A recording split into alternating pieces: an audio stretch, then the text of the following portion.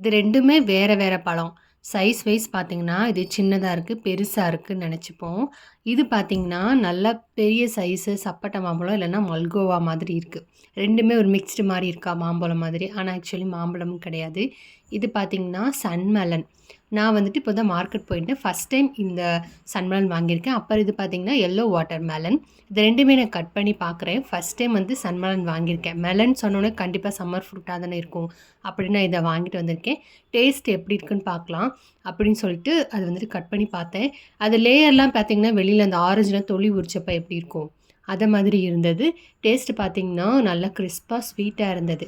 குக்கும்பரையே அப்படியே ஸ்வீட்டா சாப்பிட்டா எப்படி இருக்குமோ, அதே டேஸ்ட் இருந்துச்சு. அண்ட் பியர் டேஸ்ட்டும் வந்துச்சு. ஸ்மெல் பார்த்தீங்கன்னா, நம்ம ஊர்ல குருவி பழம்லாம் இருக்குல்ல, அதே ஸ்மெல் தான் அடிச்சுச்சு. நெறைய பேருக்கு இந்த ஸ்மெல் பிடிக்காது. அந்த குருவி பழம்லாம் சாப்பிட பிடிக்கும் அப்புட்னா, இந்த ஃப்ரூட் சாப்பிடலாம்.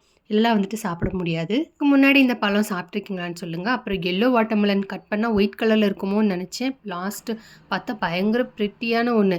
எல்லோ, ஒயிட்டு அப்புறம் அந்த ரெட் பார்க்கும்போது ரொம்ப அழகா இருந்தது. அப்படியே அது ஜூஸ் போட்டு வச்சாச்சு.